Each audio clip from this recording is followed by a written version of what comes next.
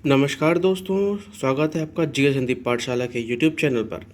तो आइए चर्चा करते हैं आज 20 जुलाई 2023 के कुछ प्रमुख तथ्यों की जो करंट अफेयर से जुड़े हुए हैं। तो आज का हमारा पहला तथ्य है कि हेनले पासपोर्ट इंडेक्स 2023 में सिंगापुर शीर्ष पर और भारत 80वें स्थान पर स्थापित हुआ है। सिंगापुर के पासपोर्ट धारक 227 वैश्विक यात्रा स्थलों में से 192 प्रभावशाली गंतव्यों तक वीज़ा मुक्त पहुंच प्रदान करते हैं। मतलब जब हमारा पासपोर्ट मजबूत होता है तो पासपोर्ट मजबूत होने का मतलब है कि हमारे देश की संप्रभुता भी मजबूत होती है उसके साथ साथ। तो अब ये जो सिंगापुर के जो निवासी हैं वो 192 जो गंतव्य है 227 में से वैश्विक यात्राओं के दौरान, तो यहाँ पर इनको वीज़ा नहीं लगेगा, ये डायरेक्ट अपना पासपोर्ट उठा के जा सकते हैं।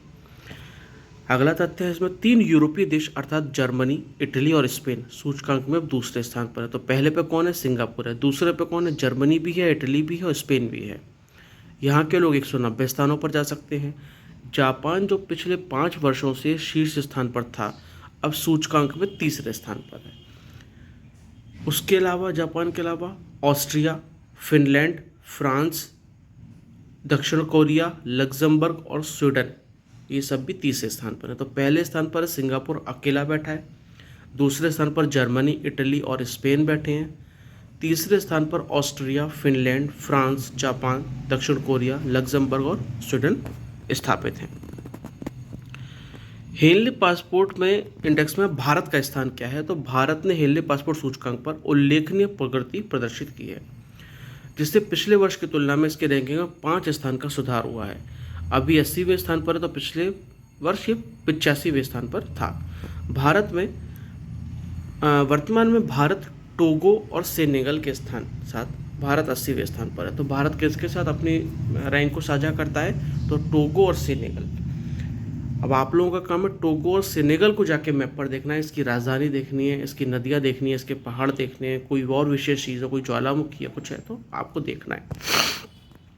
भारतीय पासपोर्ट धारकों को अब 57 देशों में वीज़ा मुक्त पहुंच प्रदान करते हैं। जैसे वहाँ पर 192 देशों में सिंगापुर के लोग जा सकते हैं, सिर्फ भारत के लोग 57 देशों में जा सकते हैं।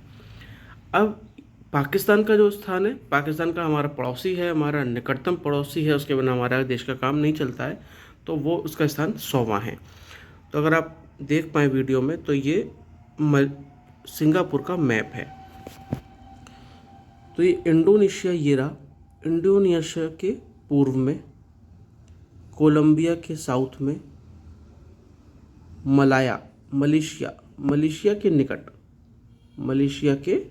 निकट ये सिंगापुर स्थापित है। ठीक है, इसके भी आसपास का आप ज्योग्राफिकल एरिया देखेंगे, मैप पर स्थिति ये है। यानी कि अगर मैं बात करूं तो हमारे भारत के साउथ में सिंगापुर की स्थापना है।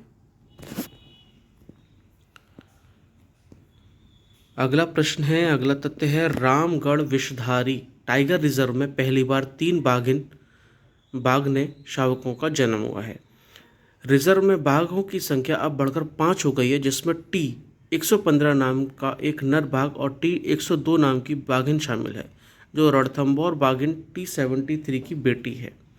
पिछले जन्म के दौरान बाघिन ने नवंबर 2020 में 4 शावकों को जन्म दिया, लेकिन उन्हें नर बाघ T115 या अन्य जंगली जानवरों ने मार डाला। नवजात शावकों की सुरक्षा अस्तित्व, ये महत्वपूर्ण बात है कि नवजात शावकों की सुरक्षा अस्तित्व की सुनिश्चित। जैसे अभी जो बाघों की काउंटिंग हुई तो उसमें बाघ कितने निकल के आए? 3167। तो भैया ये बाघों की संख्या तो तभी आएगी ना जब हम नवजातों की सुरक्षा कर पाएंगे। अब अगर ये जंगली जानवर मार डालेंगे, इनको ख़त्म कर देंगे, तो फिर ये संख्या प्लस में कैसे आगे बढ़ेगी? नहीं बढ़ पाएगी ना। बाघिन के क्षेत्र को स्थानांतरित करने की योजना पर काम चल रहा है, क्योंकि नर बाघ उनके लिए खतरा होते हैं।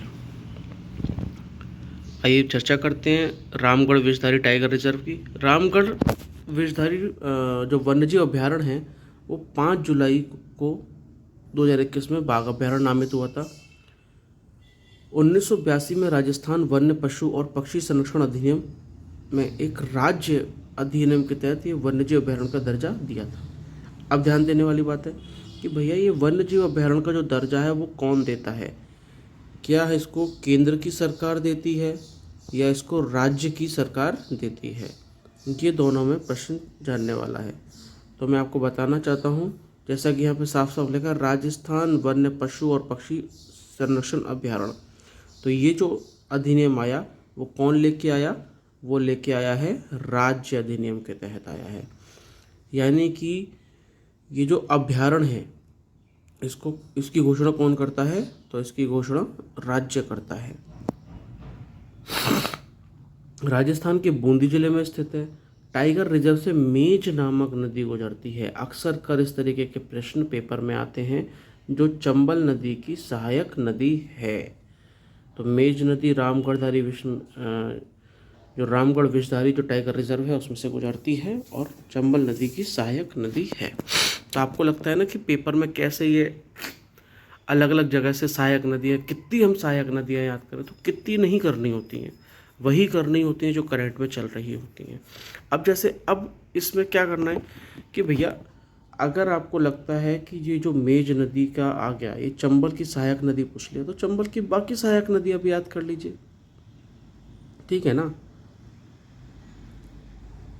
इस अभ्यारण्य में बाघों की कुल आबादी 5 है, जिसमें एक नर बाघ, एक बाघिन और 3 नवजात शावक शामिल हैं। अगले तथ्य पर चर्चा करते हैं। तो 5 वर्षों में भारत में 13.5 करोड़ भारतीय बहुआयामी गरीबी से बाहर निकले हैं। बहुत बड़ी खबर है, नीति आयोग की रिपोर्ट आई है, इसको पढ़ना और इसको पेपर के लिए याद रखना बहुत ज़रूरी है। मोस्ट इम्पोर्टेंट है ये वाला तथ्य। नीति आयोग द्वारा राष्ट्रीय बहुआयामी गरीबी सूचकांक प्रगति समीक्षा 2023 रिपोर्ट के अनुसार 2015-16 और 2019-21 के बीच में भारत में 13.5 करोड़ लोगों ने 5 वर्षों की अवधि में सफलतापूर्वक खुद को बहुआयामी गरीबी से बाहर निकाल लिया है। बहुत अच्छी बात है साहब। अभी रिपोर्ट क्या कहती है, रिपोर्ट पे बात करते हैं। रिपोर्ट भारत में बहुआयामी रूप से गरीबी व्यक्तियों की संख्या में भारी गिरावट प्रदर्शित करती है। 2015-16 में 24.85% से बढ़कर 2019-21 में 14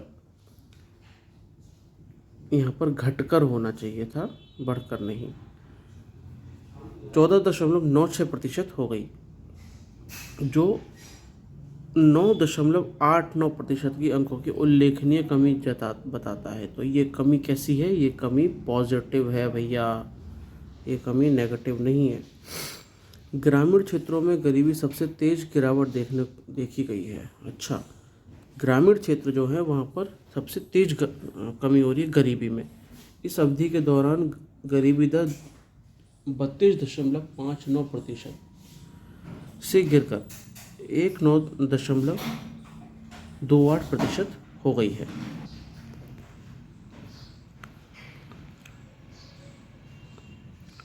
भारत SDG लक्ष्य 1.2 को प्राप्त करने की दिशा में महत्वपूर्ण प्रगति कर रहा है, जिसका लक्ष्य निर्धारित समय से काफ़ी पहले 2030 से पहले बहुआयामी गरीबी को कम से कम आधा कम करना है। विभिन्न क्षेत्रों में सुधारों ने गरीबी को कम लाने में योगदान दिया है। किसमें? तो सबसे पहला है पोषण, स्कूली शिक्षा के वर्ष, स्वच्छता और स्वच्छ खाना पकाने के ईंधन तक पहुंच शामिल है। राज्यों में गरीब व्यक्तियों की संख्या में सबसे अधिक गिरावट के साथ ये वाला तथ्य बहुत महत्वपूर्ण है उत्तर प्रदेश के साथियों के लिए। उत्तर प्रदेश सबसे आगे है गरीबी गिराने में, उसके बाद बिहार है और उसके बाद मध्य प्रदेश है। तो सबसे पहले यूपी है, फिर बिहार है, फिर MP है। बहुआयामी गरीबी सूचकांक के सभी 12 संकेतकों में सुधार स्पष्ट है कि पोषण, बाल और किशोर मृत्यु दर, मातृ स्वास्थ्य, शिक्षा, बुनियादी सुविधाओं तक पहुंच, वित्तीय समावेशन इसमें शामिल किया गया है। नीति आयोग के बारे में चर्चा करते हैं। तो इसका पूरा नाम national institute for transforming India है। भारत सरकार के शीर्ष सार्वजनिक नीति थिंक टैंक के रूप में कार्य करता है। इसके प्राथमिक लक्ष्य आर्थिक विकास को प्रेरित करना और सहकारी संघवाद को बढ़ावा देना। नीचे से ऊपर के दृष्टिकोण के माध्यम से आर्थिक नीति निर्माण कार्यक्रम प्रक्रिया में राज्य सरकारों को शामिल करना भी इसका एक काम है। इसका जो गठन हुआ था 1 जनवरी 2015 को, आप सभी को पता है, हमारे आदरणीय मोदी जी ने क्या किया था, योजना आयोग को खत्म करके योजना आयोग को खत्म किया था और उसकी जगह स्थापित क्या किया था, नीति आयोग। इसका मुख्यालय नई दिल्ली में है। उद्देश्य क्या है, भारत की राज्य सरकारों द्वारा आर्थिक नीति निर्माण प्रक्रिया में भागीदारी को बढ़ावा देना। ये एक थिंक टैंक है। इसके आजीवन अध्यक्ष कौन रहते हैं, आजीवन अध्यक्ष रहते हैं भारत के प्रधानमंत्री, जो कि इस समय आदरणीय नरेंद्र मोदी जी हैं। और अभी ध्यान देने वाली और परीक्षा में पूछे जाने वाला प्रश्न क्या है, इसके मुख्य कार्यकारी अधिकारी कौन है। तो इसके मुख्य कार्यकारी अधिकारी श्री BVR सुब्रमण्यम जी हैं। तो ये मुख्य कार्यकारी अध्यक्ष हैं, अधिकारी हैं। इस समय इनको CEO कहा जाता है। अब देखने वाली बात है कि वर्तमान में जो अभी उपाध्यक्ष हैं वो कौन है, वो हैं इस समय सुमन बेरी जी। अब जो उसके पहले यानी कि नीति आयोग के फर्स्ट जो CEO थी वो कौन थी, वो थी सिंधु श्री खुल्लर जी। और इसके अलावा प्रथम इसके जो उपाध्यक्ष थे वो थे अरविंद पनगड़िया। तो आपको ध्यान देना होगा कि पहले ही CEO सिंधु श्री खुल्लर, वर्तमान में CEO श्री BVR सुब्रमण्यम, पहले उपाध्यक्ष अरविंद पनगड़िया जी और वर्तमान उपाध्यक्ष ये आपके सुमन बेरी जी। अध्यक्ष कौन थे पहले और अभी तक, आदरणीय नरेंद्र मोदी जी, यानी कि भारत के प्रधानमंत्री पद के पर बैठे हुए व्यक्ति। तो आइए चलते हैं आज के रिवीजन तथ्य में। जो पिछले दिनों में कुछ महत्वपूर्ण घटनाएं रही उनका रिवीजन करते हैं। तो सबसे पहला जो तथ्य है बहुत महत्वपूर्ण है, सुश्री निवृत्ति राय को इन्वेस्ट इंडिया का प्रबंध निदेशक और CEO नियुक्त किया गया है। वहीं जो दूसरा तथ्य है वो ये कहता है, और महत्वपूर्ण तथ्य है, कि श्री राकेश पाल जी को, राकेश पाल कौन है, ये हैं आदरणीय राकेश पाल जी, भारतीय तट रक्षक रेखा के 25वें महानिदेशक नियुक्त किया गया है। भारत के तेलंगाना में वार्षिक बोनालू फेस्टिवल का आयोजन किया जा रहा है। इसरो और बार्क ने रॉकेट के परमाणु इंजन विकसित करने के लिए क्या किया है, समझौता किया है।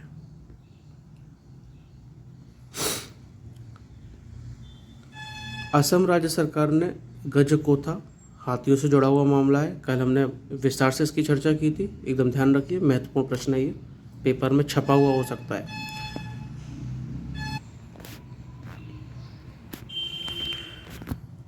कार्लोस अलकराज ने अपना पहला विंबलडन खिताब जीता। अब फर्स्ट नंबर की पोजीशन पर ही आ गए हैं, फर्स्ट नंबर पर। हराया किसको इन्होंने, नोवाक जोकोविच को। देश में क्लस्टर डेवलपमेंट प्रोजेक्ट में जियो टैगिंग में पहले स्थान पर कौन है, जम्मू कश्मीर रहा। ISSF शूटगन वर्ल्ड कप में पृथ्वीराज ने टोडीमन ने कांस्य पदक जीता। इंदिरा गांधी अंतर्राष्ट्रीय हवाई अड्डा दिल्ली 4 रनवे वाला भारत का पहला हवाई अड्डा बना है। प्रधानमंत्री मोदी ने वीर सावरकर अंतर्राष्ट्रीय हवाई अड्डे पोर्ट ब्लेयर के एक नए एकीकृत टर्मिनल भवन का उद्घाटन किया। जैसा कि बताया कि एक सीप या एक शंख के आकार का इसको बनाया गया इस टाइप से। तो ये ध्यान देने वाली बात है। चीन ने हाल ही में विश्व का पहला मीथेन ईंधन वाला अपना अंतरिक्ष रॉकेट लॉन्च किया। राष्ट्रपति द्रौपदी मुर्मू ने भूमि रिकॉर्ड आधुनिकीकरण में उत्कृष्ट प्रदर्शन के लिए 9 राज्यों के सचिवों और 68 जिला कलेक्टरों को भूमि सम्मान पुरस्कार प्रदान किया। तो भूमि सम्मान पुरस्कार कैसे प्रदान किया गया, तो ध्यान रहे किसी आम व्यक्ति को नहीं, ये शासन प्रशासन में से लोगों के बड़े अधिकारियों को प्रदान किया जाता है।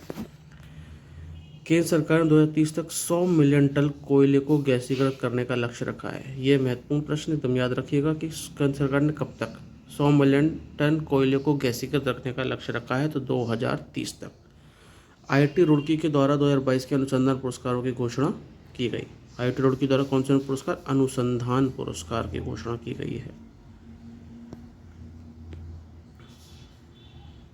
गृह मंत्री अमित शाह जी ने नई दिल्ली में CRCS सहारा रिफंड पोर्टल की शुरुआत की है। जैसे अभी सबको विदित है कि सहारा में बहुत से लोगों का, आम जनमानस का पैसा लगा हुआ है और पिछले बहुत लंबे समय से फंसा हुआ है। तो सरकार की एक अच्छी पहलों में से इसको कहा जाएगा और अब लोगों को कुछ आराम मिलेगा। लेकिन इसमें कहा गया है कि 10,000 रुपये तक आप अपना पैसा निकाल सकते हैं। अगर इससे ज़्यादा है तो एक बार में आपको टुकड़ों में निकालना पड़ेगा। अगर किसी का 8-9 हज़ार पड़ा है तो उनका एक बार में रुपया निकल आएगा। तो ये बहुत अच्छी पहल है। तो चलिए अब हम चलते हैं आज के सवाल पर। तो आज का जो सवाल रहेगा वो आज का सवाल ये है। आज का सवाल क्या कहता है कि किस राज्य सरकार ने फिर से कालेश्वरम परियोजना की शुरुआत की है? किस राज्य सरकार ने फिर से कालेश्वरम परियोजना की शुरुआत की है? अब आप सभी की जिम्मेदारी है कि आप इसका उत्तर कमेंट बॉक्स में लिखिए और इससे जुड़ी जो भी आपको जानकारी मिलती है ज़्यादा से ज़्यादा लिखिए। ये किस राज्य सरकार ने की तो उस राज्य के बारे में बताइए। कोई और फैक्टर्स अगर राज्य से जुड़ा हुआ है अभी वर्तमान में तो आप उसके बारे में बताइए। जितनी महत्वपूर्ण जानकारी आप अलग अलग बता पाएंगे, क्योंकि आपकी जानकारी से किसी दूसरे को लाभ होगा और किसी दूसरे की जानकारी से आपको लाभ होगा। नॉलेज शेयरिंग बहुत अच्छा कॉन्सेप्ट होता है। तो दोस्तों बहुत बहुत धन्यवाद। आप सभी का दिन शुभ हो। GS हिंदी पाठशाला को देखने के लिए आप सभी का बहुत धन्यवाद।